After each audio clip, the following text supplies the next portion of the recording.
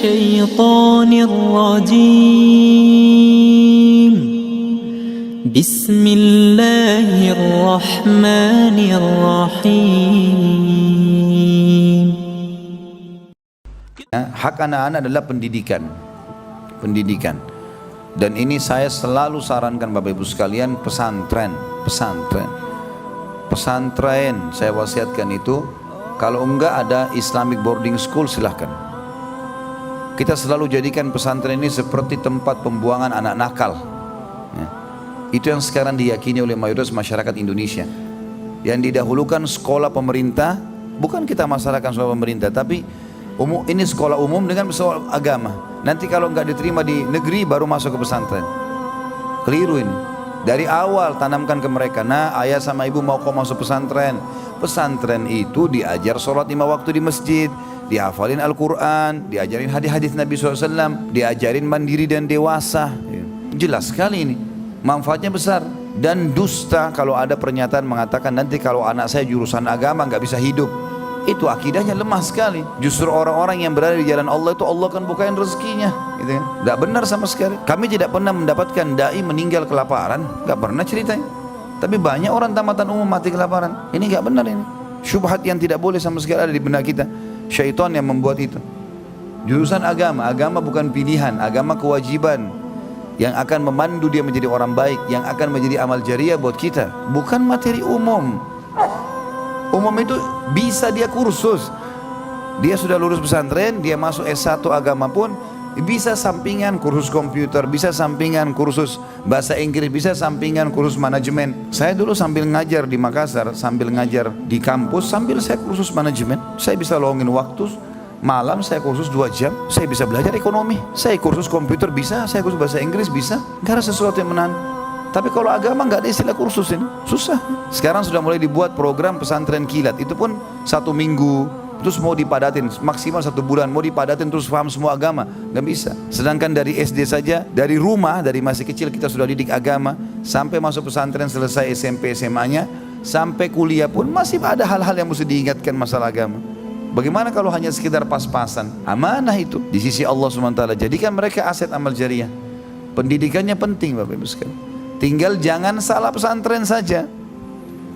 Harus ditahu, telusuri pesantren itu benar nggak, bagus nggak, ngikutin manhaj sunnah nggak, benar-benar.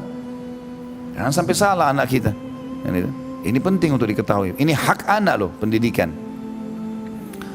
Di sini kita bedain hak yang setelahnya, hak anak perempuan, hak laki-laki dalam masalah pernikahan.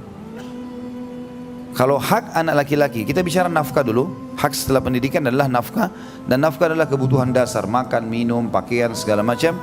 Ini ada perbedaan. Kalau untuk anak perempuan wajib sampai mereka menikah. Kalau untuk anak laki-laki wajibnya hanya sampai balik, sisanya sunnah. Makanya hak waris laki-laki 2 dan perempuan 1, karena kewajiban nafkah orang tua bagi anak laki-laki sampai balik. Kalau anak perempuan sampai dia menikah, walaupun dia jadi gadis tua sampai 50 tahun, tetap wajib orang tuanya nafkahi ya.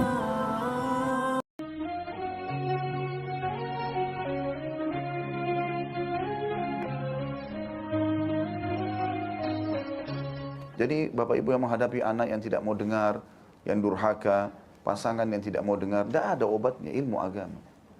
Ilmu agama. Kalau disampaikan tentang keutamaan sebuah perbuatan atau ancaman dari pelanggaran, orang akan berhenti. Karena agama itu wahyu, itu bicara sama hati manusia. Jadi ini bukan opsi, tapi ini kewajiban. Sudah sering juga kita ulangi dari awal, karena ini sudah 100 lebih hadis yang kita pelajari. Maka saya ingatkan kembali, menyekolahkan anak-anak di pesantren itu kebaikan. Jangan selalu jadikan pesantren itu nomor kesekian. Ya. Nanti kalau tidak lulus di negeri baru pesantren. Atau kalau anaknya tidak mau dengar, kalau kau tidak mau dengar nanti ayah ibu pesantrenkan.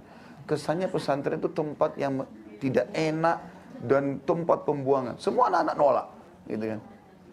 Ini keliru. Motivasi mereka untuk sekolah di pesantren, saya pernah di pesantren.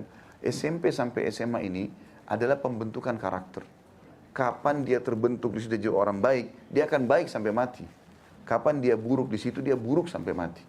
Bahaya sekali. Kecuali yang Allah rahmati. Kapan SMP, SMA ini anaknya baik, hafal Quran, sholat, udah baik terus tuh. Kapan di sini dia sudah nakal, ganggu orang, narkotika, apalah zina, udah jadi kacau semuanya ke depan. Kecuali yang Allah rahmati. Mungkin dia dapat hidayah lagi, ya sudah. Makanya pembentukan ini perlu. Dan di situ diajar sholat berjamaah, diajar belajar agama, tiap hari dengarkan qala Allah, qala Rasul. Baik. Kita Bapak Ibu sekalian kalau meninggal, anak kita bisa baca Rabbighfirli wali walidayya warhamhuma kama rabbayani shaghira saja, udah luar biasa itu. Pahala kita panen hari kiamat. Dalam sebuah hadis Bukhari dikatakan, nanti akan datang orang hari kiamat diberikan pahala bergunung-gunung, banyak sekali. Maka dia mengatakan, dari mana pahala itu? Dia tahu dia tidak pernah buat itu. Karena kan semua amal nanti dipaparkan hari kiamat dan tahu, oh ini kadarnya ini. Kok ada pahala tidak ada, gak disebutkan amalnya, dia tidak pernah kerjakan. Maka dia tanya kepada para malaikat, dari mana ini? Kata para malaikat, ini istighfar anakmu untukmu.